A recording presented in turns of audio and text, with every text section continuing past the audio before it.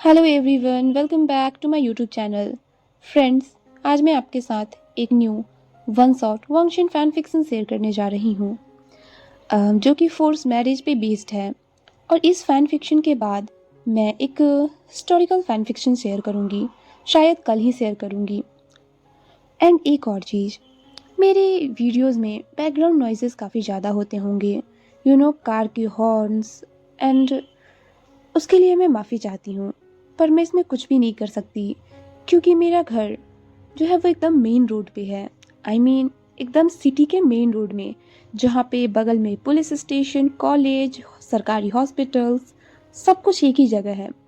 तो आप समझ सकते हो कि यहाँ रात के 12 बजे भी सुकून नहीं होता। हर वक्त बस रोड पे व्हीकल्स चलते ही रहते हैं। तो इसके लिए मैं माफ़ी चाहती हूँ। एनीवेज, चलिए अपने फिक्शन को स्टार्ट करते हैं। हमारी जो स्टोरी है, इसमें सबसे पहली जो फैमिली है वो है जियांग फैमिली। जियांग फैमिली, जिसके हेड जियांग फेंगमियान है और उनकी वाइफ मैडम यू जियान है। दरअसल जियांग फेंगमियान एक अल्फा है और मैडम यू एक ओमेगा। उनके 3 बच्चे हैं, जियांग चेंग जो कि अल्फा है, यानली और वीन जो कि ओमेगा है। दरअसल जियांग फेंगमियान की सोच ओमेगास को लेके कुछ ज़्यादा अच्छी नहीं है। इट्स नॉट लाइक कि वो उन्हें बुरे तरीके से ट्रीट करते हैं, पर वो होता है ना कि वो उन्हें लगता है कि जो अल्फाज होते हैं वो डोमिनेटिंग होते हैं। ओमेगास को जस्ट घर में रहने चाहिए। वो अपने बच्चे को उतना प्यार नहीं करते जितना वो अपने अल्फा सन को करते हैं। उनकी मेंटालिटी इस मामले में काफ़ी पिछड़ी हुई है। हालांकि बचपन में उन्होंने वीन, यानली, जियांग चैंग तीनों को इक्वली ट्रीट किया। उन तीनों की एजुकेशन भी एक साथ ही हुई थी। बट जैसे जैसे वो लोग बड़े होने लगे, जियांग चैंग को पढ़ने के लिए फॉरेन कंट्री भेजा गया। वहीं वीन, जो कि बचपन से पढ़ाई में काफ़ी अच्छा था, वो भी फॉरेन कंट्री जाके पढ़ाई करना चाहता था, अपने गगा की तरह। लेकिन नहीं, उसे वहाँ नहीं भेजा गया, ये कह के कि वो ओमेगा है, उसे यहीं से पढ़ाई करनी होगी। जहां विंग ने अपनी ग्रेजुएशन घर से बैठ के ऑनलाइन कंप्लीट की थी और उसके बाद से उसे जॉब भी नहीं करने दिया गया और ना ही आगे पढ़ने के लिए उसे अलाउ किया गया। And the same thing happens with Jiang Yanli. उनके साथ भी ऐसा ही व्यवहार किया गया था। जहां मैडम यू अपने बच्चों को सपोर्ट तो करना चाहती हैं, बट उनकी भी सोच थोड़ा बहुत सोसाइटी से मिलती जुलती है। वो सोसाइटी के बनाए गए रूल्स के खिलाफ नहीं जाना चाहती। और ऐसे ही जियांग फैंगमियान ने अब यानली की शादी तय कर दी थी। यानली की शादी किसी और से नहीं, बल्कि लैंस के सेकंड हायर लैन वांगजी से हुई थी, जो कि स्ट्रॉन्ग डोमिनेंट अल्फा है। लैंस कंट्री के सबसे रिचेस्ट बिजनेसमैन थे, जिसमें लैन वांगजी नंबर 1 बिजनेसमैन था। वहीं जियांग्स भी कोई छोटे मोटे बिजनेसमैन नहीं थे, उनका भी काफी नाम था, बट हाँ, लैंस जितना नहीं था। जियांग फेंगमियान ने यानली से बिना उसकी परमिशन लिए, उसकी मर्जी जाने, सीधे उसकी शादी वांगजी से तय कर दी थी, क्योंकि फेंगमियान को नहीं लगता कि उसके ओमेगा डॉटर से ये पूछना ज़रूरी भी है। उन्हें लगता है कि ये राइट सिर्फ उनका है कि उनके बच्चे किससे शादी करेंगे। यानली ने ना तो वांगजी को देखा था, ना ही उसने शादी से पहले वांगजी से कोई बात की थी, और ना ही इसके लिए उसे अलाउ किया गया था। उसे सीधे जियांग फेंगमियान ने इन्फॉर्म कर दिया कि उसे 1 सप्ताह बाद शादी करनी है लैन वांगजी से, जिसके लिए उसे रेडी रहना है और वेडिंग के प्रिपरेशंस को स्टार्ट की जाए। उसके बाद क्या था, घर में शादी का माहौल था। हर जगह शादी की तैयारियां हो रही थीं। मैडम यू यानली की सारी ड्रेसेस, रिंग्स, एक्सेसरीज, इन्हें सब अरेंज करने में और खरीदने में लगी हुई थी। वहीं यानली इस शादी से बिल्कुल भी हैप्पी नहीं थी। उसके फेस पे कोई भी एक्साइटमेंट बिल्कुल नहीं था। पर वो अपनी प्रॉब्लम कहे किससे? वो जानती थी कि उसके फादर उसे सपोर्ट नहीं करेंगे और ना ही उसकी मदर उसके फादर के अगेंस्ट जाएगी, क्योंकि उसकी मदर को भी लगता है कि जो अल्फा हस्बैंड होते हैं वही सब कुछ होते हैं ओमेगास के लिए। एंड हमारी सोसाइटी में भी कुछ ऐसा ही है। ओमेगास को अकेले कोई रिस्पेक्ट दी भी नहीं जाती है अगर उनके साथ उनका अल्फा नहीं है। ऐसे ही शादी की तैयारियों में पूरा हफ्ता निकल जाता है और आज फाइनली शादी वाला दिन था, जहां वांग जी ब्लैक टक्सीडो में वेडिंग हॉल में खड़ा था।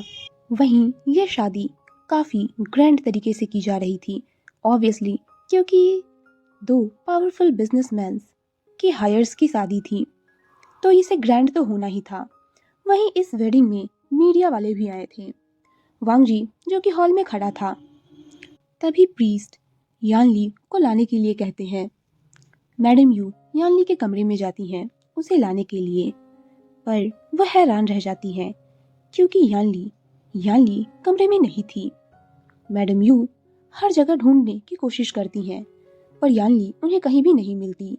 वो पहले बाथरूम चेक करती हैं, देन बालकनी, जहां मैडम यू को यानली कहीं भी नहीं मिलती है। तभी मैडम यू की नजरें वहां टेबल पे रखे एक लेटर पे जाती है। मैडम यू उस लेटर को पढ़ती हैं जिसमें यानली ने लिखा था, मॉम, डैड, मुझे माफ़ कर दीजिएगा कि मैं आपकी एक्सपेक्टेशंस पे खरी नहीं उतरी, पर मैं ये नहीं कर सकती हूँ। मुझसे ये नहीं होगा। मैं ऑलरेडी काफ़ी लंबे समय से किसी और को प्यार करती आई हूँ और हम लोगों ने ऑलरेडी एक दूसरे को मार्क कर दिया था। मैंने ये बात आपसे छुपाई थी, पर अब मैं अपने अल्फा के साथ जा रही हूँ, यहाँ से बहुत दूर। आई एम सॉरी, मैं ये शादी नहीं कर सकती। मैं ये बात आप लोगों को बहुत पहले बताना चाहती थी, पर आप लोगों ने मुझे मौका ही नहीं दिया। डैड ने सीधे मेरी शादी तय कर दी, मुझसे बिना पूछे, और ऊपर से मुझे कमरे में लॉक कर दिया मेरी शादी होने तक। इसलिए मुझे माफ़ कर दीजिएगा। मैं आज अपने शादी वाले दिन ही अपने शादी से भाग रही हूँ अपने अल्फा के साथ। ये लेटर पढ़ने के साथ ही मैडम यू के हाथ कांपने लगते हैं। उन्हें समझ नहीं आता कि अब वो क्या करें, क्योंकि बाहर बहुत सारे बिजनेसमैन थे, मीडिया थी, और जियांग फेंगमियान उनका गुस्सा तो मैडम यू अच्छे से जानती हैं। जियांग फेंगमियान मैडम यू से प्यार तो करते हैं, पर जब उन्हें गुस्सा आता है तो वो उन पे हाथ भी उठाते हैं और हमेशा अपने डिसीजंस को उन पे थोप देते हैं। तभी इधर जब आने में लेट हो जाता है तो जियांग फेंगमियान भी गुस्से में अंदर आते हैं कि आखिर मैडम यू कहाँ रह गई। वहीं उनके पीछे पीछे वीन भी जाता है, जहाँ जियांग फेंगमियान जब यानली के कमरे में आते हैं तो देखते हैं कि मैडम यू बेड पे बैठी हुई हैं और उनके हाथ में एक लेटर है। जियांग फेंगमियान गुस्से में कहते हैं कि सारे गेस्ट इंतजार कर रहे हैं, वो यानली को लेके अभी तक आई क्यों नहीं। जहाँ कमरे में यानली को ना देख के जियांग फेंगमियान पूछते हैं, यानली कहाँ है। मैडम यू रोते हुए जियांग फेंगमियान को देखती हैं, जिनके हाथ में एक लेटर था, और वो लेटर जियांग फेंगमियान को दे देती हैं। जैसे ही जियांग फेंगमियान ने उस लेटर को पढ़ा, उन्हें बहुत गुस्सा आया। उन्होंने ये एक्सपेक्ट नहीं किया था कि उनकी बच्ची एक दिन उन्हें ये दिन भी दिखाएगी। जियांग फेंगमियान ने गुस्से में उस कागज को मोड़ के वहीं फेंक दिया और गुस्से में चिल्लाया, ये क्या मजाक है। हाँ, वो कैसे भाग गई? तुम्हारा ध्यान कहाँ था? तुमसे तुम्हारी बेटी नहीं संभाली गई? हाँ, तुम्हें पता भी है कि बाहर कितने लोग बैठे हुए हैं? हमारी इज्जत का कबाड़ा हो जाएगा। मैं कैसे मुंह दिखाऊंगा? मैं क्या करूं? तभी मैडम यू कहती हैं, मुझे नहीं पता था इस बारे में। इस पे जियांग फेंगमियान ने गुस्से में उनका फेस पकड़ा और कहा, तुम्हें कुछ भी नहीं पता होता है ना?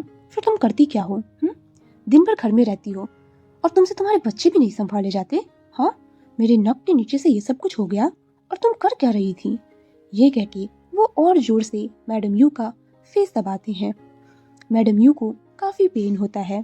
तभी कमरे में वींग आ जाता है और उसके पीछे जियांग चेंग भी। हाँ, उन लोगों को भी जब यानली के जाने की बात पता चलती है तो वो हैरान रह जाते हैं। किसी को भी समझ नहीं आता कि अब क्या किया जाए। उन दोनों को आने में जब काफी लेट हो जाता है, तभी मैडम लैन और मिस्टर लैन वो भी ऊपर आते हैं। जहाँ वो भी उन लोगों की बातें सुन लेते हैं और उन्हें यकीन नहीं होता। उन्हें बहुत गुस्सा आता है, आखिर यानली ऐसा कर कैसे सकती है। तभी वो लोग डिसाइड करते हैं कि उनकी इज्जत का सवाल है। बाहर बहुत सारी मीडिया आई हुई है और तो और सारे बिजनेसमैन ही हैं। अगर ये शादी नहीं हुई तो उनकी इज्जत का कबाड़ा हो जाना है। जियांग फेंगमियान को इतनी शर्मिंदगी हुई थी, उन्हें बहुत ही गुस्सा आ रहा था। वो गुस्से में अपनी आंखें बंद करते हैं और एक डीप ब्रेथ लेते हैं। देन कहते हैं, ये शादी होगी, हमारी इज्जत से बढ़ के कुछ भी नहीं है। हुई, तुम भी तो अमीगा हो और तुमने भी ऑलरेडी अपनी पढ़ाई कंप्लीट कर ली है ना? तो क्यों ना तुम इस शादी को कर लो। ये सुनते ही वीन सरप्राइज्ड और शॉक दोनों हो जाता है। तभी वो कहता है, मैं नहीं कर सकता। मैंने सिर्फ अभी अपना कॉलेज फिनिश किया है। आई मीन मुझे अभी बहुत कुछ करना है, मुझे आगे पढ़नी है, मुझे जॉब करनी है। तभी यंग फेंगमियान कहते हैं, बकवास बंद करो, समझे ना? ओमेगास के काम सिर्फ शादी करके अपने हस्बैंड के साथ रहना होता है, समझे? अपने दिमाग से ये फितूर उतार लो। तभी जियांग फेंगमियान मिस्टर और मैडम लैम को देख के कहते हैं, ये थोड़ी देर में शादी के गेटअप में रेडी होके वहाँ आता है, ठीक है? मैं इसे लेके आता हूँ, आप लोग जाइए और गेस्ट को संभालिए। ये कह के मिस्टर और मिसेस लैन वहाँ से चले आते हैं। वहीं जियांग चेंग भी गेस्ट को संभालने के लिए चला जाता है। अब कमरे में जियांग फेंगमियान, मैडम यू और वी यिंग थे। तभी जियांग फेंगमियान कहते हैं, मुझे मेरी इज्जत से बढ़ के कुछ भी प्यारा नहीं है, समझे ना? तो चुपचाप जाके शादी के लिए रेडी हो जाओ। पर वीन कहता है, नहीं, मैं ऐसा नहीं कर सकता हूँ। मैंने आज तक सब कुछ आपकी मर्जी से किया, यहाँ तक कि बचपन में आपने जो कहा मैंने सब कुछ माना। ऐसे मत चलो, ऐसे मत जाओ, मैं ओमेगा हूँ, मैं ये नहीं कर सकता, मैं वो नहीं कर सकता, मैं इस स्कूल में नहीं जा सकता। आपने मुझे यहाँ तक कि मेरी मर्जी की पढ़ाई भी नहीं करने दी। मैं भी बिजनेस की पढ़ाई करके अपना बिजनेस करना चाहता था, लेकिन आपने मुझे कुछ भी नहीं करने दिया। मेरी जिंदगी, मेरी एक एक सांस, सब कुछ आपकी मर्जी के अकॉर्डिंग चलती है। लेकिन नहीं, ये फैसला मैं किसी को भी नहीं करने दूंगा। ये मेरे खुद का फैसला है कि मुझे जिंदगी किसके साथ जीनी है। मैं इसका फैसला खुद करूंगा, क्योंकि मुझे उस इंसान के साथ पूरी जिंदगी रहनी है और मैं शादी नहीं करना चाहता। मैं किसी भी अल्फा का शादी नहीं करना चाहता, क्योंकि मैं जानता हूँ कि सभी अल्फा एक जैसे होते हैं। सभी को लगता है कि ओमेगास सिर्फ उनकी पैर की जूती है।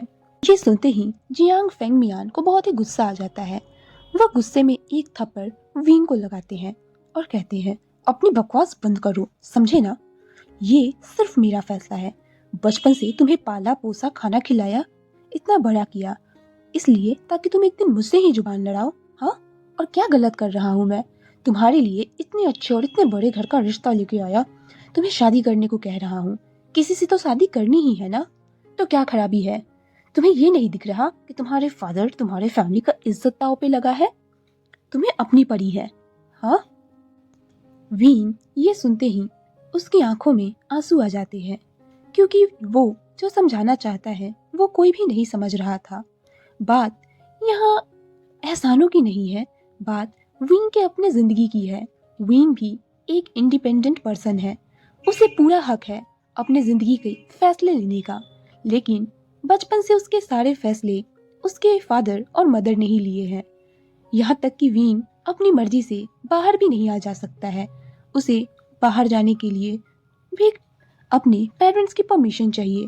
वो अपने दोस्तों के साथ कहीं घूमने नहीं जा सकता, किसी ट्रिप पे नहीं जा सकता, उनके घर जाके नाइट स्पेंड नहीं कर सकता। वहीं जियांग चैंग, उसको तो सारी फ्रीडम्स थी, लेकिन नहीं, वो सारी प्रॉब्लम्स तो एक साइड में है। लेकिन शादी एक बहुत ही बड़ा डिसीजन होता है। विंग को उस इंसान के साथ लाइफ टाइम रहना होगा, इसलिए विंग ये फैसला किसी और की मर्जी से नहीं ले सकता। कोई भी अगर अल्फा चूज करता है तो वो अपने अकॉर्डिंग करेगा कि उसे क्या क्वालिटीज चाहिए उसमें, पर कोई भी वो विंग की मर्जी से नहीं डिसाइड कर सकता ना। वो उस अल्फा को उस क्वालिटीज के साथ नहीं अपना सकता जो क्वालिटीज विंग को चाहिए। पर ये कोई भी नहीं समझता, कोई भी नहीं, और विंग ये समझाना भी नहीं चाहता है। तभी वीन कहता है नहीं। इस पे मैडम यू उसे समझाने लगती हैं, वीन प्लीज प्लीज हम तुमसे बेग कर रहे हैं, ये हमारी इज्जत का सवाल है, तुम्हें ये करना ही होगा। प्लीज वीन, अगर तुमने ऐसा नहीं किया तो फिर मैं अपनी जान दे दूंगी, क्योंकि मैं अपने जीते जी अपनी फैमिली की बेइज्जती बर्दाश्त नहीं कर सकती। वीन को ये सुन के बहुत गुस्सा आता है, क्योंकि वीन को इमोशनली ब्लैकमेल करने की कोशिश की जा रही थी, पर वीन उनमें से नहीं है जिसे इतनी इजीली ब्लैकमेल किया जा सके। वीन ने बचपन से ही इस बात को एकदम ठान लिया था कि चाहे कुछ भी हो जाए, वो सारे डिसीजंस अपने पेरेंट्स के अकॉर्डिंग करता है, लेकिन शादी वो किसी की मर्जी से नहीं करेगा। वो शादी नहीं करेगा, और अगर इन फ्यूचर किया भी तो अपनी मर्जी से करेगा। विंग जानता है कि इनके सोसाइटी में जितने भी अल्फाज हैं वो सब एक जैसे ही हैं, सब उसके फादर की तरह ही हैं, सिर्फ बाहर से प्रिटेंड करते हैं अच्छा होने का। ये ओमेगास को अपने पैर की जूती समझते हैं। तभी विंग कहता है ठीक है, और वो जाके रेडी होने लगता है। विंग ने कुछ सोच रखा था। तभी जियांग फेंगमियान बाहर जाते हैं और गेस्ट को अटेंड करने लगते हैं। कुछ देर में विंग रेडी होके उस वेडिंग हॉल में आता है, जहाँ सभी की नजरें विंग यिंग पे थी। विंग बहुत ही ब्यूटीफुल लग रहा था। वांग जी भी विंग यिंग को देखता है। वांग जी 2 मिनट के लिए सरप्राइज्ड रहता है, क्योंकि उसे पता था कि उसकी शादी यानली से होने वाली है। वहीं उसने एक बार बस यानली की तस्वीर देखी थी।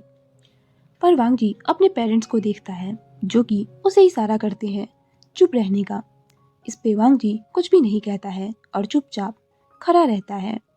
दरअसल वांग जी भी ज्यादा बोलने वाला पर्सन नहीं था, उसे शांति से रहना पसंद था। वांग जी को जब उसके पेरेंट्स ने शादी करने के लिए कहा तो उसने बस हाँ कर दिया, क्योंकि उसे ऐसा नहीं था कि कोई पसंद था पहले से या फिर कुछ भी, उसे कोई प्रॉब्लम नहीं थी, तो उसने हाँ कर दिया था। तो ये एक अरेंज मैरिज थी। वांग जी फिर से एक नज़र विंग को देखता है, जिसके फेस पे एक सैड स्माइल थी। वहीं विंग धीरे धीरे चल के वांग जी के पास आता है, और जैसे ही प्रीस्ट विंग से पूछते हैं क्या विंग को ये वेडिंग मंजूर है, उसे वाउस लेने को कहा जाता है, जिस पे विंग कुछ भी नहीं बोलता है। प्रीस्ट उसे फिर से बोलते हैं, पर विंग फिर भी कुछ नहीं कहता। अब सारे लोग और मीडिया की निगाहें विंग के ऊपर ही थी। विंग अपनी आंखें बंद करता है और एक लंबी सांस लेता है, और फिर वांग जी की ओर देख के कहता है नहीं, मुझे ये शादी बिल्कुल भी एक्सेप्ट नहीं है। मैं सभी मीडिया के सामने ये बताना चाहता हूँ कि मुझे इस शादी के लिए फोर्स किया जा रहा है। मैं ये शादी नहीं करना चाहता हूँ, बिल्कुल भी नहीं। लैन वांग जी, मुझे तुमसे कोई शादी नहीं करनी है। मुझे इस शादी के लिए सिर्फ मेरे पेरेंट्स ने फोर्स किया, यहाँ तक कि इमोशनल ब्लैकमेल किया कि अगर मैंने ये शादी नहीं की तो वो लोग अपनी जान दे देंगे। मुझे सिर्फ इसके लिए फोर्स किया जा रहा है। मैं तुमसे कभी भी शादी नहीं करूंगा, समझे? मैं इस इंसान को जानता तक नहीं हूँ, मैं इसके बारे में कुछ भी नहीं जानता। मेरे पेरेंट्स ने फोर्सफुली ये वेडिंग की है। ये कह के विंग वहां से चला जाता है। वहीं मीडिया में इस बात का बतंगड़ बन जाता है। सभी लोग आपस में बातें करने लगते हैं कि ये क्या हो गया। जियांग फेंगमियान गुस्से में तिलमिला गए थे, क्योंकि विंग ने सीधे सबके सामने उसकी बेइज्जती की थी। वहीं वांग जी भी। वांग जी हद से ज्यादा गुस्से में था, क्योंकि आज तक लैन फैमिली के आगे किसी को कुछ बोलने की हिम्मत नहीं हुई। लैन फैमिली बहुत ही ज्यादा रिस्पेक्टेबल फैमिली थी, और आज इस तरह वांग जी की इज्जत सरेआम उछली थी। वांग जी को बहुत गुस्सा आ रहा था, उसे हद से ज्यादा गुस्सा आ रहा था। लोग तरह तरह की बातें करने लगे थे, सभी लोग सवाल कर रहे थे। वांग जी गुस्से में सीधे वेडिंग हॉल से बाहर आता है और अपनी कार में बैठ के स्पीड से ड्राइव करके अपने अपार्टमेंट में आता है। वहीं किसी को कुछ समझ ही नहीं आता, क्योंकि सबके इज्जत इस तरह उछले थे कि कोई क्या कहता। लेंस भी गुस्से में जियांग्स को देखते हैं और कहते हैं, जियांग फेंगमियान, आपने ये बिल्कुल भी अच्छा नहीं किया हमारे साथ। इसके लिए आप रेडी रहिएगा, आपको इसके लिए पे करना होगा। ये कह के लेंस गुस्से में वहां से चले जाते हैं। जियांग फेंगमियान गुस्से में अंदर आते हैं और विंग का नाम चिल्लाते हैं। विंग को पहले से ही अंदाजा था कि ऐसा ही कुछ होने वाला है, पर विंग कमजोर नहीं था। वो बचपन से ही ये तय कर चुका था कि ये फैसला वो किसी को नहीं लेने देगा, क्योंकि ये सिर्फ उसका अधिकार है। जियांग फेंगमियान गुस्से में आते हैं और विंग को खूब मारते हैं। वो उसे पकड़ते हुए कहते हैं, तुम्हें पता भी है कि तुमने क्या किया है? हाँ, इस तरह तुम हमारा कर्ज उतारोगे? तुमसे क्या कहा था? सिर्फ शादी करने को कहा था, तुमसे वो भी नहीं किया गया। इस तरह हमारा तमाशा बना दिया तुमने। तुम जानते भी हो अब क्या होगा? तुम्हें पता है तुम किससे टकराए हो? वो लेंस है, लेंस। वो पलक झपकते हमें खाक में मिला देंगे। तुम्हें पता भी है?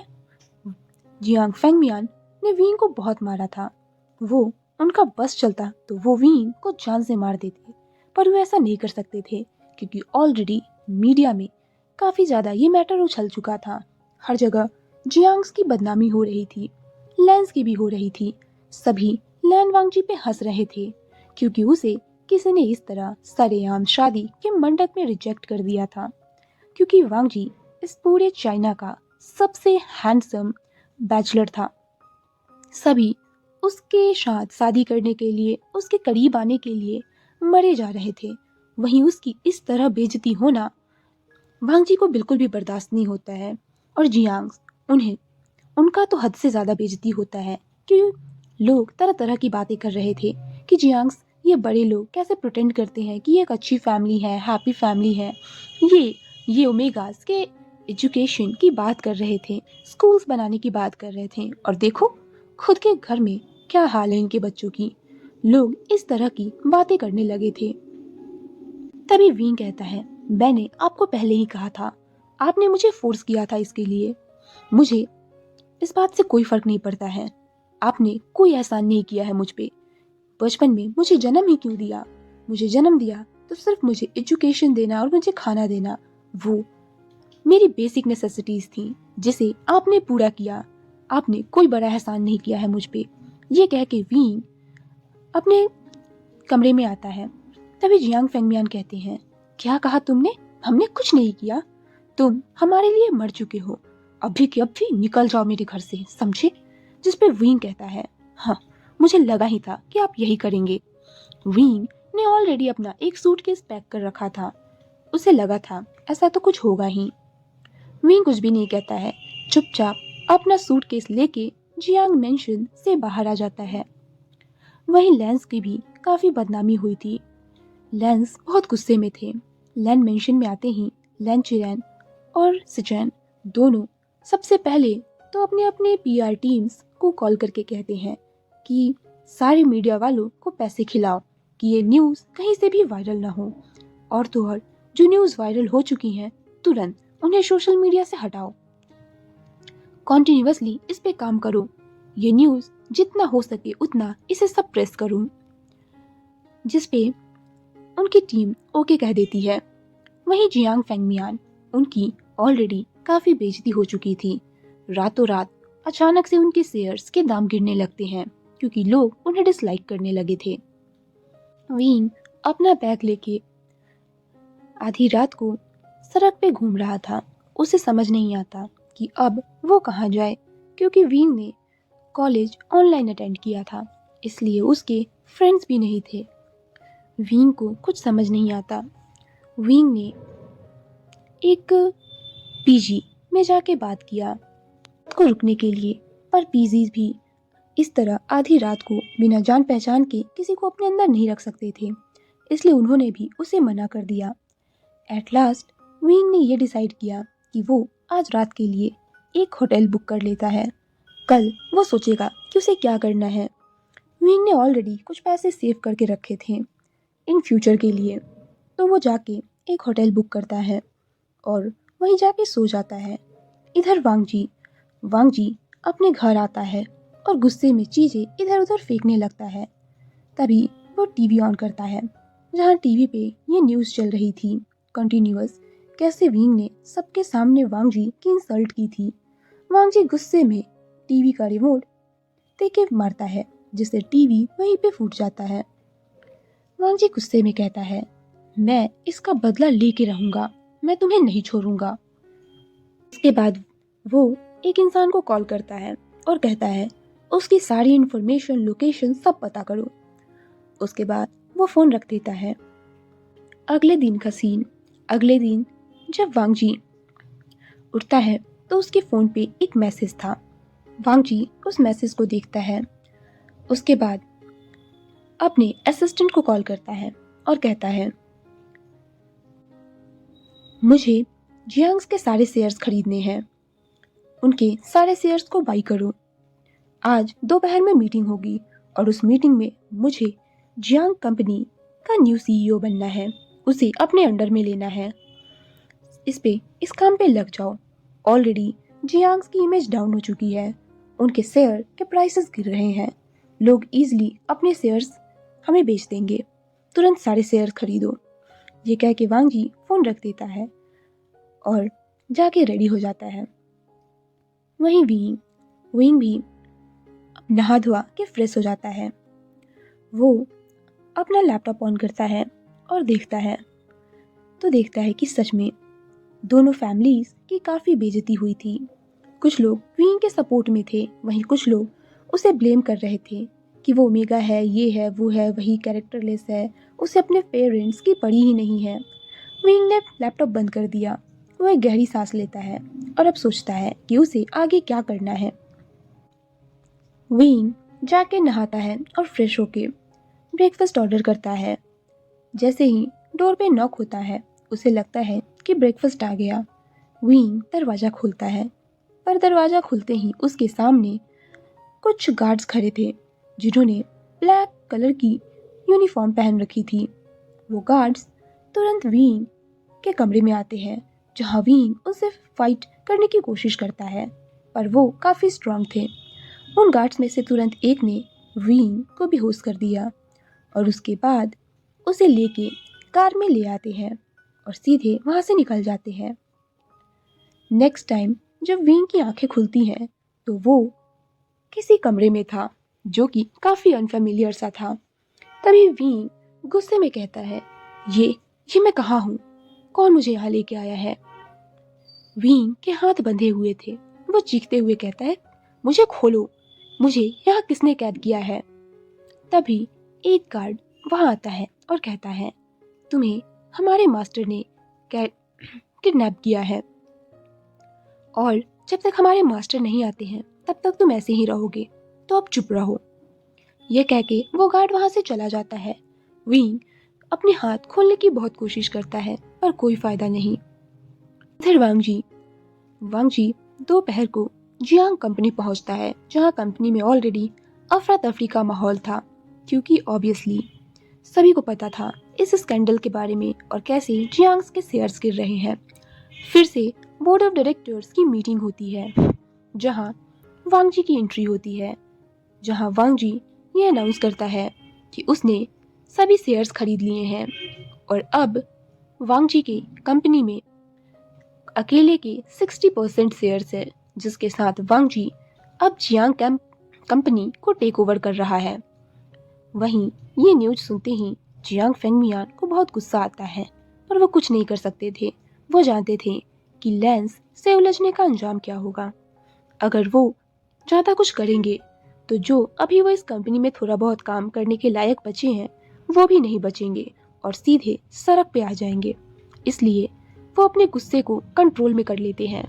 वांग जी जियांग फेंगमियान को देखता है और कहता है, तो अब से इस कंपनी के सारे डिसीजंस मैं लूँगा।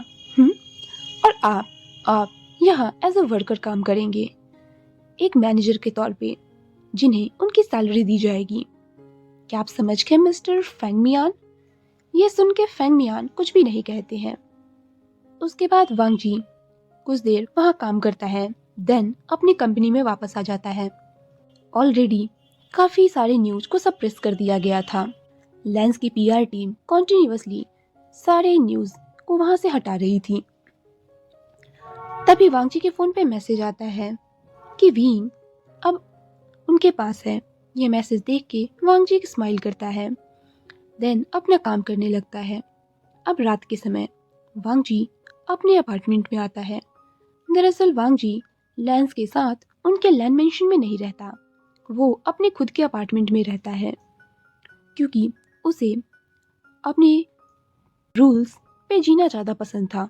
उसे देर रात काम करना होता था, या फिर वो कभी कभी काम की वजह से घर भी नहीं आता, तो लैंड मेंशन में इस कारण से वो ज़्यादा नहीं रहता था, वो अपने अपार्टमेंट में रहता था।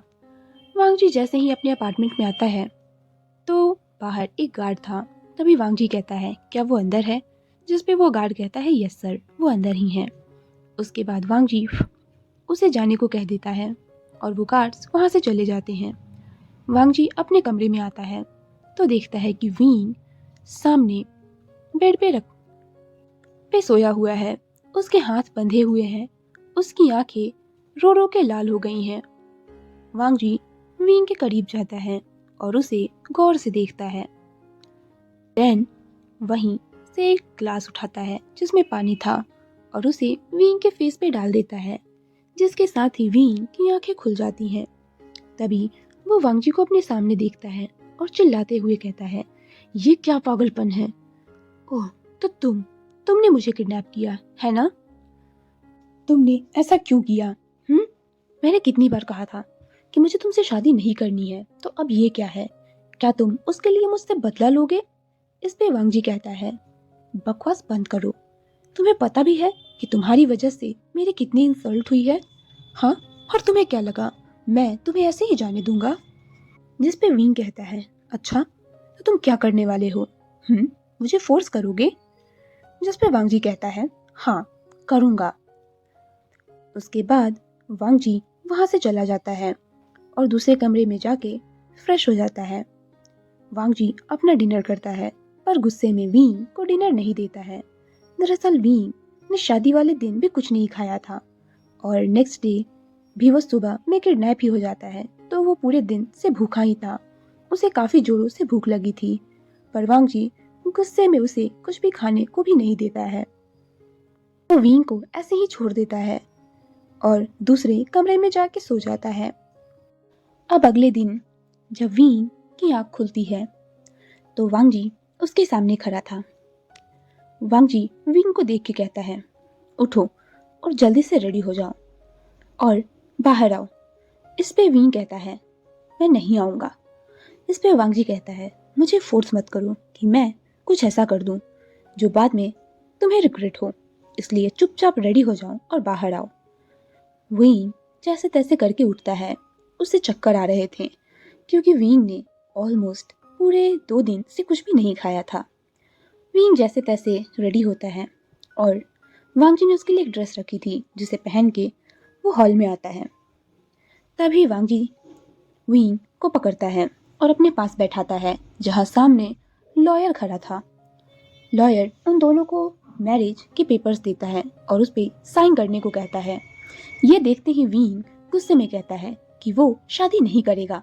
इस पे वांगजी कहता है चुपचाप इस पेपर्स पे साइन कर दो। इस पे विंग कहता है नहीं, चाहे कुछ भी हो जाए मैं किसी से भी शादी नहीं करूंगा, तुमसे तो बिल्कुल भी नहीं, मुझे नहीं करना है शादी। इस पे वांगजी कहता है मैं कह रहा हूँ ना शादी करनी है तुम्हें मुझसे, हाँ तुम्हें समझ में नहीं आता है? इस पे विंग कहता है नहीं। तभी वांगजी कहता है फिर ठीक है, अगर तुम ये चाहते हो कि मैं तुम्हारी फैमिली को पूरी तरह से डिस्ट्रॉय करके उन्हें सड़क पे ले आऊं तो फिर ठीक है, मत करो। इस पे विंग कहता है क्या मतलब है तुम्हारा? जिस पे वांगजी कहता है ओह, क्या तुमने न्यूज़ नहीं देखी? ऑलरेडी मैंने जियांग कंपनी को टेक ओवर कर लिया है। हाँ, जानता हूँ कि तुम्हें तुम्हारी फैमिली की उतनी परवाह नहीं है, पर फिर भी इतना तो ह्यूमैनिटी भी नाम की कोई चीज़ होती है।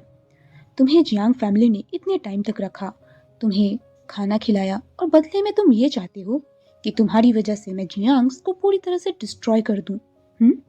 वो ऑलरेडी मेरे कंपनी में अब एक मैनेजर की पोस्ट पे है और तुम क्या चाहते हो कि मैं वो पोस्ट भी छीन के जियांग्स को सीधे रास्ते पे ले आऊं? इस पे विंग गुस्से में कहता है तुम ऐसा नहीं करोगे, जिसपे वांग जी कहता है, मैं ऐसा ही करूँगा, चुपचाप साइन कर दो और ये मत सोचना कि अगर तुम साइन नहीं करोगे तो मैं यहीं रुक जाऊंगा, क्योंकि तुम्हें तो मैं कहीं नहीं जाने दूंगा। रहोगे तो तुम तब भी मेरे साथ, फिर तुम मेरी मिस्ट्रेस बन के रहोगे। ये कैसा रहेगा? आई थिंक ये ज़्यादा अच्छा है ना? सारी दुनिया के सामने तुम मेरी मिस्ट्रेस। सोचो, ये मेरा सबसे बेस्ट रिवेंज होगा। वाइफ बनाने के बाद नहीं नहीं, ये रिवेंज उतना अच्छा नहीं है। क्यों, सही कह रहा हूँ ना? ये सुन के वीन को बहुत ही गुस्सा आता है और वो फाइनली उस पेपर्स पे साइन कर देता है और वांग जी और वीन की शादी हो जाती है। उसके बाद वांग जी एक रिंग निकालता है, उसे वीन को पहनाता है और वीन भी उसे पहनाता है, जहाँ वो सामने अपने असिस्टेंट को फ़ोटो निकालने के लिए कहता है। वो दोनों फ़ोटो निकालते हैं। उसके बाद वीन वहाँ से अपने कमरे में आता है, जहाँ वांग जी अपने असिस्टेंट को कहता है, अब तुम्हें पता है ना कि क्या करना है? जिस पे उसका असिस्टेंट कहता है, ओके सर, मैं इन सारे प्रूफ्स को अभी ऑनलाइन अपलोड करवाता हूँ। इस पे वांग जी कहता है, वेरी गुड, आखिर लोगों को पता चलनी चाहिए कि लैन वांग जी जिस चीज़ को चाह ले वो उसकी हो जाती है, उसके अगेंस्ट जाने का अंजाम क्या होता है। ये कह के वांग जी वापस वीन के पीछे पीछे उसके कमरे में आता है। वीन गुस्से में वांग जी को देख के बेड पर के पिलोज उठा के उसे मारने लगता है और कहता है, तुम बहुत बुरे हो, मेरे पास मत आना। इस पे वांग जी दरवाजे को बंद करता है और वीन के पास आते हुए कहता है, क्या कह रहे हो? अभी अभी तो हमारी शादी हुई है माई क्यूट ओमेगा। और अभी तो हमें बहुत कुछ करना है। आफ्टर ऑल अभी दुनिया को तो मैंने दिखा दिया है कि जिस इंसान ने सबके सामने मुझे रिजेक्ट किया था, फाइनली एक दिन भी नहीं हुआ और उसने मुझसे शादी कर ली। हाँ, और अब बारी है हमारे वेडिंग नाइट की, है ना? इस पे वीन गुस्से में कहता है, बकवास बंद करो, मेरे क्लोज आने का सोचना भी मत। पर वांग जी वीन की बात नहीं सुनता है और सीधे उसके ऊपर आता है। वीन को फोर्सफुली पेट पे पुश करता है और सीधे उसे किस करना स्टार्ट करता है। वीन वांग जी को खुद से दूर कर रहा था, पर वांग जी बहुत ही स्ट्रांग था, वो उससे दूर ही नहीं होता है और उसे और भी ज़्यादा डीपली किस करता है। उसके लिप्स पे बाइट करना स्टार्ट कर देता है। वो उसके लिप्स को बाइट कर रहा था। वीन को पेन फील हो रहा था। तभी वांग जी वीन को देखता है और सीधे उसके नेक पे आता है, जहाँ वीन वांग जी को मना कर रहा था कि नहीं, तुम ऐसा नहीं करोगे। इस पे वांग जी कहता है, मुझे ये करना है, समझे? ये सब तुम्हें मेरी इंसल्ट करने से पहले सोचनी चाहिए थी। उसके बाद वांग जी वीन को मार्क कर देता है। वीन को बहुत ही शार्प पेन होता है और वो वहीं बेहोश हो जाता है। ये देख के वांग जी वीन को होश में लाने की कोशिश करता है। वो कहता है, तुम्हें क्या हुआ? हेलो, होश में आओ तुम। लेकिन वीन वो बेहोश हो चुका था। तभी वांग जी पानी उठा के वीन के फेस पे डालता है, लेकिन वीन को तब भी होश नहीं आता। फिर वांग जी तुरंत अपने असिस्टेंट को कॉल करता है और कहता है, मेरे पर्सनल डॉक्टर को बुलाओ। जिसके बाद कुछ देर बाद पर्सनल डॉक्टर वहाँ पे आ जाते हैं और वो वीन का चेकअप करते हैं। डॉक्टर वीन को चेक करके बताते हैं कि इन्होंने ऑलमोस्ट 2 दिन से ऊपर हो गया है और कुछ भी नहीं खाया है। यहाँ तक कि इनकी बॉडी पहले से ही वीक है और इन्हें काफ़ी मारा भी गया है। इस कारण से ये बहुत ही ज़्यादा वीक हो चुके हैं। इन्हें बहुत केयर की ज़रूरत है। इन्हें कम से कम 1 मंथ लगेंगे अच्छे से हेल्दी होने में और रिकवर होने में, क्योंकि इनका शरीर बहुत ही ज़्यादा कमज़ोर हो गया है। एक तो मेटिंग प्रोसेस आपने से मार्क किया है, जिसका पेन, क्योंकि उसमें भी एनर्जी लगती है, और उसके बाद इसे काफ़ी मारा गया है। प्लस ये पहले से ही उतना हेल्दी नहीं है और इसने 2 दिनों से कुछ खाया भी नहीं है, जिस कारण से इसका शरीर काफ़ी कमज़ोर पड़ चुका है। आपको इनका ख्याल रखना होगा, ठीक है? ये कुछ मेडिसिन्स हैं और पेन किलर्स, आप इन्हें खिला देना। सबसे पहले इन्हें कुछ लिक्विड फूड खिलाइए ताकि इन्हें थोड़ी एनर्जी मिले। थोड़ी देर में इन्हें होश आ जाएगा। ये कह के वो वहाँ से चले जाते हैं। वांग जी वीन की ओर देख रहा था। उसका फेस बहुत ही इनोसेंट था। उसकी आंखें रोने से सूज गई थी। वांग जी वीन को देखता है। उसके बाद किचन में जाके सूप बनाने लगता है और कुछ हल्की डिशेस भी बनाता है। दरअसल वांग जी अपने घर में मेड्स नहीं रखता, उसे अपना काम खुद ही करना पसंद है। इसलिए वो जब सारे खाना को रेडी कर लेता है, उसके बाद कमरे में आता है तो देखता है कि वीन धीरे धीरे अपनी आंखें खोल रहा है। वांग जी में कुछ सूप लेके आया था जिसे वो टेबल पे रख देता है और वीन के पास जाके बैठ जाता है। वीन आंखें खोलते वांग जी को देखता है और उसे धीरे धीरे करके सब कुछ याद आता है।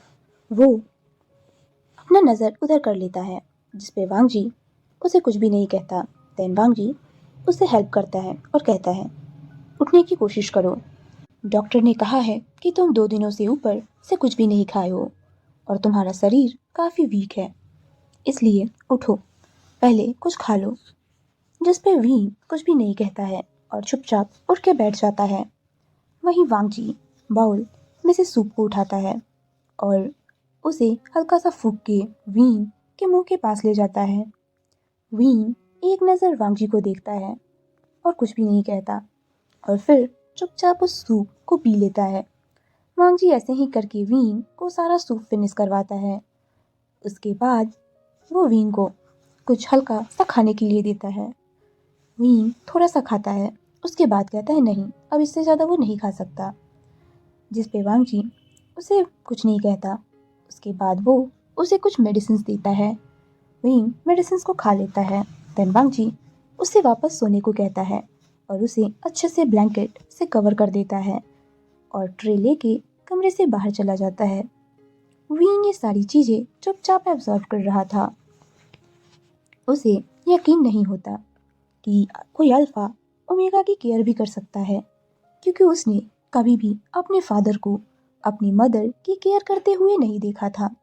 उसने हमेशा देखा था कि जब भी मैडम यू बीमार होती हैं तो फेंग मियान कभी भी उनकी केयर नहीं करते, यहाँ तक कि वो उनसे पूछना भी ज़रूरी नहीं समझते, बस सर्वेंट्स ही उनकी केयर करते हैं। वीन कुछ भी नहीं कहता है और फिर से सो जाता है। वांग जी अपना डिनर फिनिश करता है। सब कुछ करने के बाद वो देखता है कि वीन कि फिर से सो रहा है, इसलिए वांग जी चुपचाप अपना लैपटॉप लेके वहीं कमरे में सोफे पे बैठ के अपना काम करने लगता है और चेक करते रहता है कि वीन ठीक है या नहीं। ऐसे ही करते करते ऑलमोस्ट शाम हो जाती है।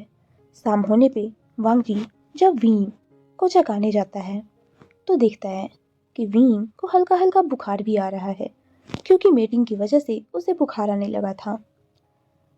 वो वीन को जगाता है, लेकिन वीन बुखार की वजह से नहीं जाग रहा था।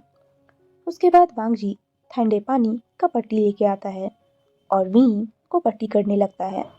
ऐसे ही करते करते रात हो जाती है।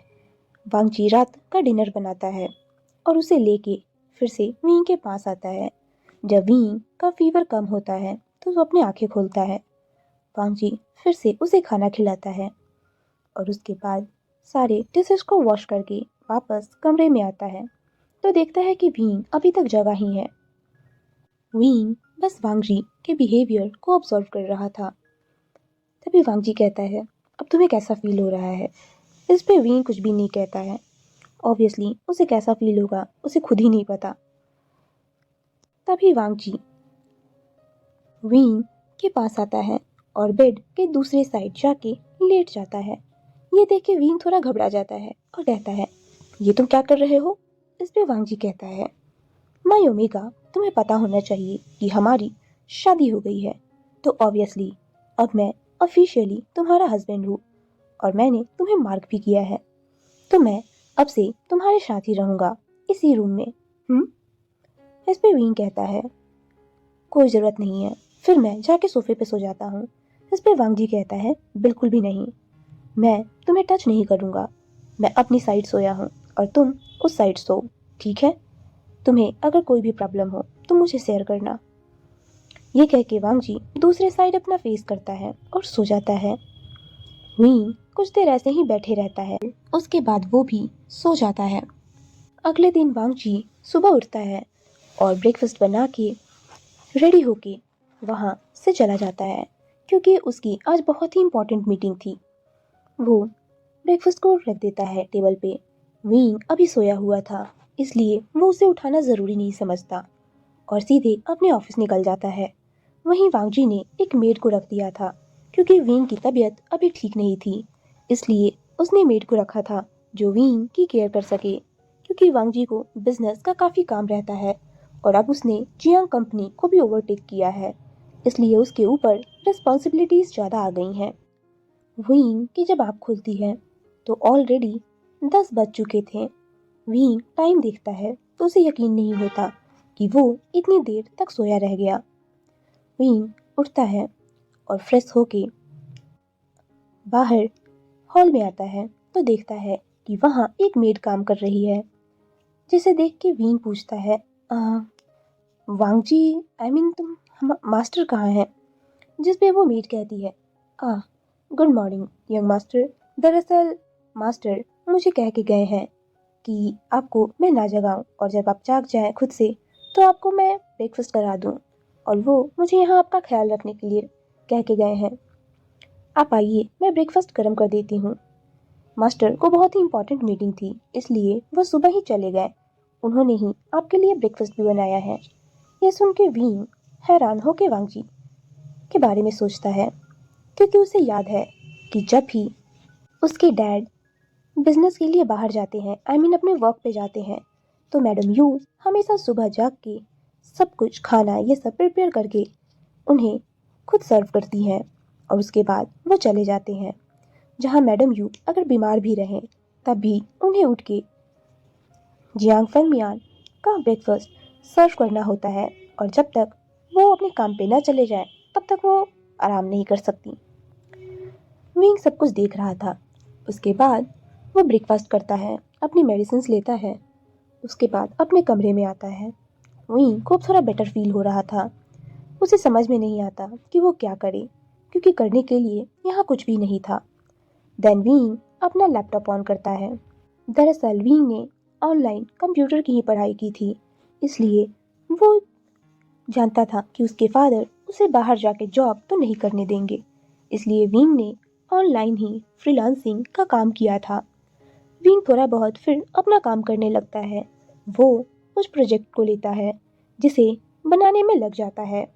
भी उसके फ़ोन पे कॉल आता है, जो कॉल वांगजी का था।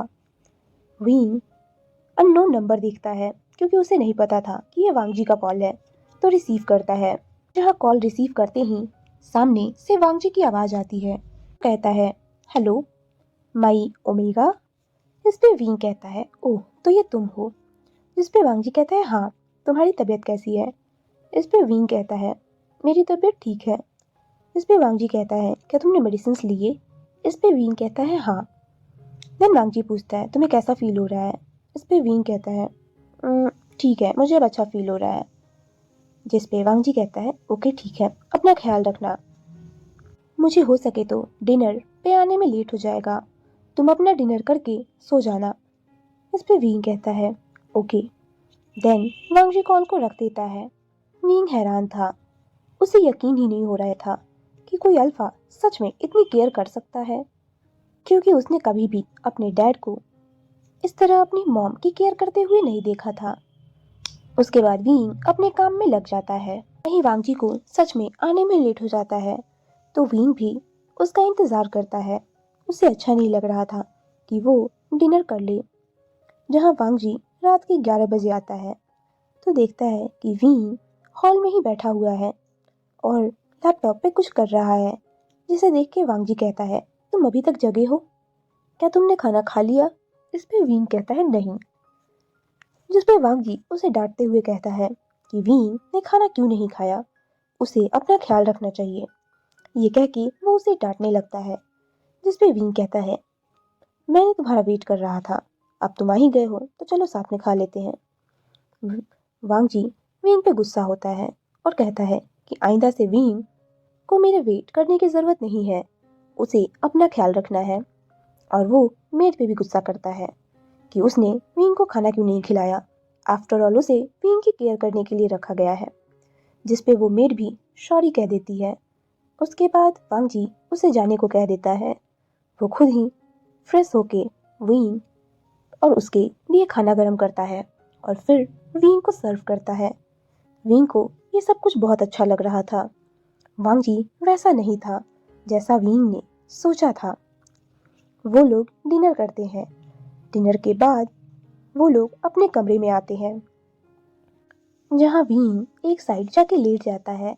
वहीं वांग जी भी फ्रेश होके कुछ देर अपना काम करता है लैपटॉप पे और देन वो भी आके वीन के पास ही लेट जाता है। वीन सो चुका था। वांग जी वीन के फेस को देखता है जो कि बहुत ही इनोसेंट और मासूम सा था। वांग जी वीन को देखते हुए कहता है, आई नो, मैं जानता हूँ कि तुमने जो कुछ भी किया वो कुछ सोच के ही किया था। मैं समझ सकता हूँ तुम्हारा पॉइंट ऑफ व्यू। तुम्हें मैंने जब तुम्हारी इन्फॉर्मेशन निकाली थी तो मुझे पता चला था कि जियांग फेंगमियान तुम्हें कैसे ट्रीट करते थे। वो वो कभी भी तुम्हें किसी चीज़ की फ्रीडम नहीं देते थे। तुमने बचपन से ही एक टॉक्सिक माहौल देखा है। मैं समझ सकता हूँ उस रोज भी तुम्हें फोर्स किया गया था मुझसे शादी करने के लिए। हाँ, मैं जानता हूँ कि मुझे उस वक्त बहुत गुस्सा आया था जब तुमने सबके सामने मेरी इंसल्ट की थी। मैं बहुत गुस्से में था। मैं सच में तुमसे बदला लेना चाहता था, तुम्हें डिस्ट्रॉय कर देना चाहता था। पर फिर जब मैंने अच्छे से तुम्हारे बारे में सोचा, तुम्हारी डिटेल्स देखी, तब मुझे समझ आया कि तुम वैसे इंसान नहीं हो जो किसी की इंसल्ट करो। तुम बस खुद के लिए स्टैंड ले रहे थे। हाँ, जानता हूँ, स्टैंड लेने का भी एक तरीका होता है। तुम्हें उस तरह सबके सामने ऐसा नहीं करना चाहिए था। अगर तुम ये शादी नहीं करना चाहते थे देन तुम मुझसे बात कर सकते थे। तुम वहीं पे सबके सामने ही मुझे साइड में बुला के मुझसे बात कर सकते थे। एक प्रॉपर वे में मना कर सकते थे। बता सकते थे मीडिया को कि ठीक है, तुम्हारे साथ जबरदस्ती किया जा रहा है। पर इस तरह चिल्ला के, इंसल्ट करके सब कुछ कहना, ये सही नहीं था। मुझे बस इस बात का गुस्सा है। पर मैं तुमसे नफरत नहीं करता हूँ, मैं तो तुमसे प्यार करने लगा हूँ। मुझे दरअसल पहली नज़र में ही तुमसे प्यार हो गया था जब मैंने उस वेडिंग हॉल में तुम्हें वाइट ड्रेस में देखा था। मुझे सच में अभी तक तुम्हारा वो फेस याद है। ऐसा लग रहा था मानो कोई फेरी मेरे सामने खड़ी हो। तुम्हें देख के मेरी हार्ट बीट फास्ट हो गई थी। मैं तुमसे बहुत प्यार करता हूँ। मैं पूरी कोशिश करूँगा कि तुमने जो कुछ भी बचपन से ट्रॉमा झेला है वो सब से तुम उभर सको, मैं तुम्हारी उसमें हेल्प कर सकूँ। मैंने फोर्सफुली शादी तो की है पर कभी भी मैं तुम्हें फोर्स नहीं करूँगा। I promise. मैं बस चाहता हूँ कि तुम्हें एहसास हो कि तुमने उस रोज जिस तरह मेरी इंसल्ट की थी वो तरीका गलत था। बस तुम नहीं गलत थे पर तुम्हारा वो तरीका गलत था।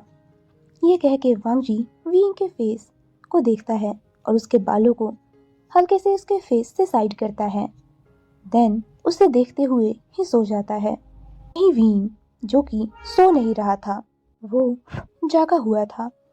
जब वो वांग जी की बात सुनता है तो उसे अपनी गलती का एहसास होता है। उसे बुरा भी लगता है कि उसने सच में वांग जी को हर्ट किया है। उसने अपने फादर की गलती की सजा वांग जी को दे दी। उसके उसका इंसल्ट हो गया, सबके सामने उसकी रेपुटेशन का मजाक बना दिया। विवीन को वांग जी को अगर मना ही करना था तो सच में उसे उससे बात करनी चाहिए थी। शादी को रुकवा देता, उससे बात करता। पर इस तरह मीडिया में बकवास करके वीन ने गलती कर दी। वीन को भी रियलाइज होता है कि उसने अपने फादर को देख के वांग जी को भी उसी तरह जज कर दिया। वीन ने वांग जी को समझने की कोशिश ही नहीं की। वीन को बुरा लगता है। वो सोचता है कि मैं कोशिश करूंगा कि मैं तुम्हें समझ सकूं। उसके बाद अगले दिन एज यूजुअल वांग जी सुबह उठता है और वीन को नहीं जगाता। वो रेडी होके ब्रेकफास्ट करके वहाँ से चला जाता है क्योंकि आजकल उसे काफ़ी ज़्यादा कंपनी में काम रहता था। दोनों कंपनी को हैंडल करना, इन सारे स्कैंडल्स की वजह से जो शेयर्स गिरे हैं उन्हें संभालना, सब कुछ काफ़ी टफ था। वांग जी इन सभी में लगा हुआ था। वहीं वीन भी अपने काम में लगा था। वो उठता था, ब्रेकफास्ट करता था, अपने काम करता था। तभी धीरे धीरे वक्त ऐसे ही बीतने लगा।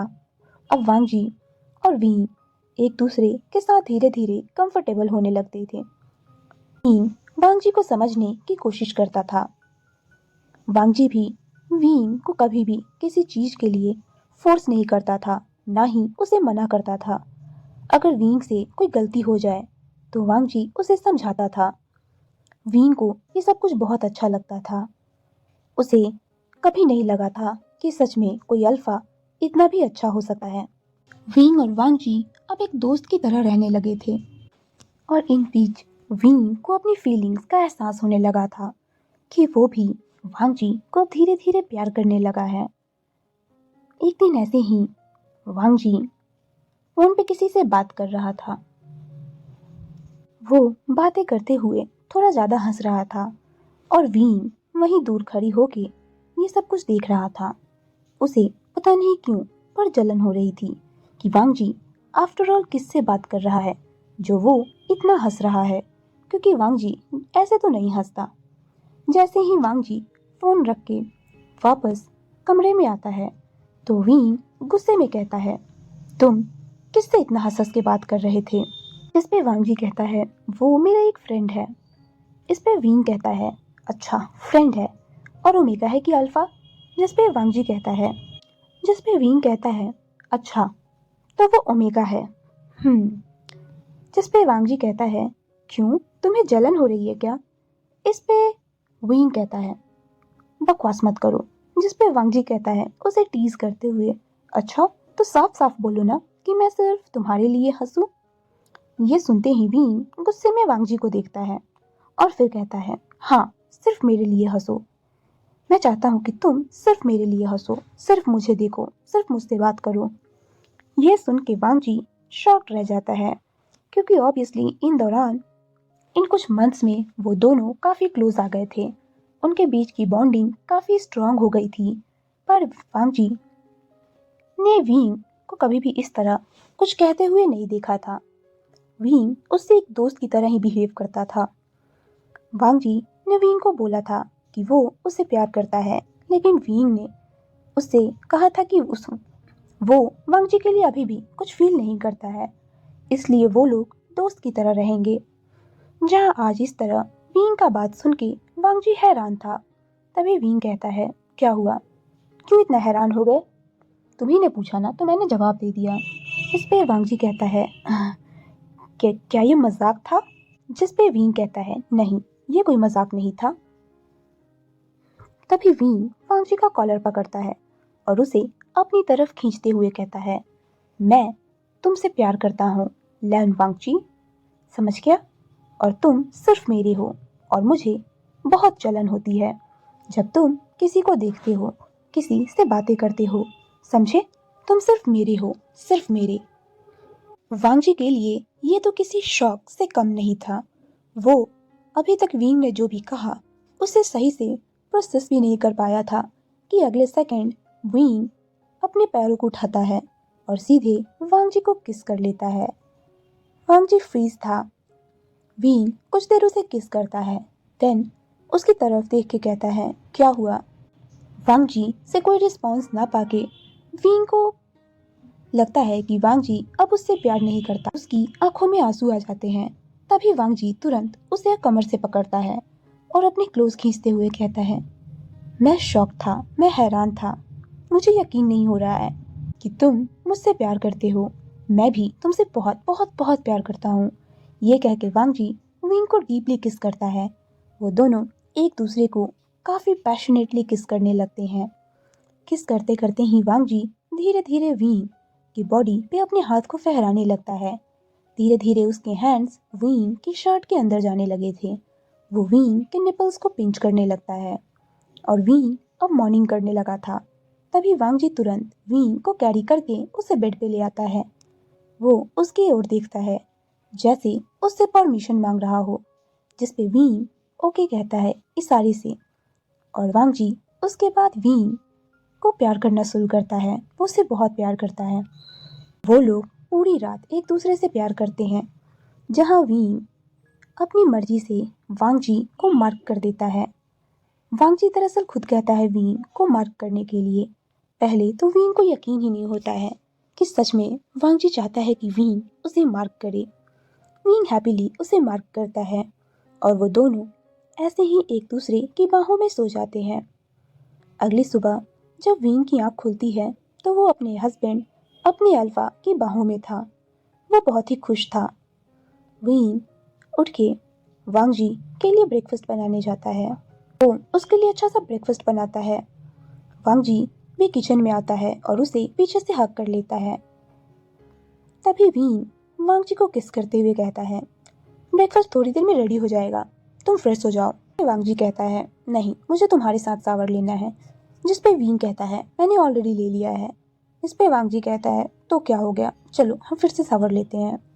तभी वीन कहता है, नहीं, चुपचाप चले जाओ। इस पे वांग जी कहते हैं, बिल्कुल भी नहीं। और वो भी वीन को तुरंत उठाता है और उसे लेके बाथरूम में आता है और सावर ऑन कर देता है। वीन वांग जी पे गुस्सा करता है, पर वांग जी कहाँ सुनता है वीन की, और वांग जी वीन को फिर से किस करने लगता है और वहीं सावर में ही उसे प्यार करता है। उसके बाद वो लोग अपना ब्रेकफास्ट फिनिश करते हैं। तभी वीन कहता है, क्या मैं तुमसे कुछ कहूँ? इस पे वांग जी कहता है, हाँ, तुम्हें जो कहना है वो कहो। जिस पे वीन कहता है, दरअसल लांगजान, मैं चाहता हूँ कि वो मैं हमेशा से मैं भी बिजनेस करना चाहता था। मुझे भी बिजनेस के फील्ड में आगे बढ़ना है। जिस पे वांग जी कहता है, सच? क्या तुम ये करना चाहते हो? इस पे वीन कहता है, हाँ, और मुझे कुछ भी नहीं आता। जिस पे वांग जी कहता है, फिर कोई बात नहीं, मैं तुम्हें सब कुछ सिखाऊंगा। अगर ऐसा है तो कल से ही तुम मेरे साथ ऑफिस चलना। मैं तुम्हें बिजनेस की सारी डिटेल्स सिखाऊंगा। फिर धीरे धीरे तुम्हें जो करना है वो करना। मैं तुम्हें कभी भी किसी चीज़ के लिए मना नहीं करूँगा। जिस पे वीन कहता है, अच्छा, और मान लो कि अगर मैं प्रेग्नेंट हो गया तो? उसके बाद फिर बेबी हो जाएगा, फिर तुम ये कहोगे ना कि मैं घर में बैठूं? इस पे वांग जी कहता है, ऐसा कभी नहीं होगा। अगर ऐसा हुआ तो बेबी हम दोनों की है, तो रिस्पॉन्सिबिलिटी हम दोनों मिलके लेंगे। तुम्हें अकेले कुछ भी झेलने की कोई ज़रूरत नहीं है और इससे कोई फ़र्क नहीं पड़ेगा तुम्हारे करियर पे। क्वीन, मैं तुमसे बहुत प्यार करता हूँ और लाइफ के हर एक स्टेज पे मैं तुम्हारे साथ हूँ, समझे?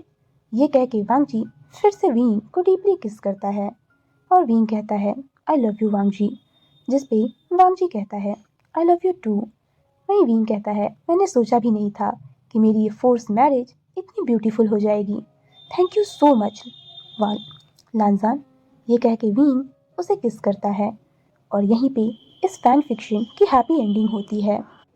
फ्रेंड्स, आपको ये फैन फिक्शन जैसा भी लगे, कमेंट में अपने ओपिनियन को ज़रूर शेयर करना। क्या बात है, आप में से कोई भी कमेंट ही नहीं करता है। ठीक है, मैं मानती हूँ कि आपको एफएफ पसंद नहीं आता होगा या फिर आपको बोरिंग लगता होगा, पर आप वो भी कमेंट कर सकते हो। हाँ, ज़्यादा हार्श कमेंट मत करना, पर अगर अच्छा नहीं लगे तो बता सकते हो कि कहाँ कमी है, फिर मैं उसे सुधारने की कोशिश करूँगी। आप अपने सजेशंस दे सकते हो कि मुझे स्टोरी को ऐसे नहीं वैसे लिखनी चाहिए, इमोशनल सीन ज़्यादा रखने चाहिए या फिर फनी सीन्स। कुछ तो कमेंट करो यार। और मैं एक और बात कहना चाहती हूँ। दरअसल मैंने काफ़ी टाइम से सोचा है कि मैं एक लॉन्ग फैन फिक्शन शेयर करूँ, पर लॉन्ग फैन फिक्शन में व्यूज़ नहीं आते हैं। प्लीज़ आप लोग कमेंट कीजिए कि आप में से कोई है जो लॉन्ग फैन फिक्शन में इंटरेस्टेड है, क्योंकि लॉन्ग फैन फिक्शंस पे जनरली 1 के व्यूज़ भी नहीं आ रहे हैं। इसीलिए मैं ये फिक्शन नहीं शेयर कर रही। एक स्टोरी है जिसकी प्लॉट मुझे काफ़ी अच्छी लगी थी, मैं उसे शेयर करती हूँ। इस स्टोरी में वीन एक आर्कियोलॉजिस्ट है जो कि एक बार एक मम्मी को खोजने के लिए जाता है, जिसे एक मम्मी मिलती है और वीन के छूने पे वो मम्मी जिंदा हो जाती है, जो कि एम्परर वांगजी रहता है और वो उसे वीन को खुद से शादी करने के लिए कहता है। ये एक काफ़ी अच्छी स्टोरी है और काफ़ी यूनिक भी। तो मैं आपसे पूछना चाहती हूँ, क्या आप ये लॉन्ग स्टोरी सुनना चाहोगे? कमेंट में अपने ओपिनियन ज़रूर शेयर करना। Okay, tata, take care, bye.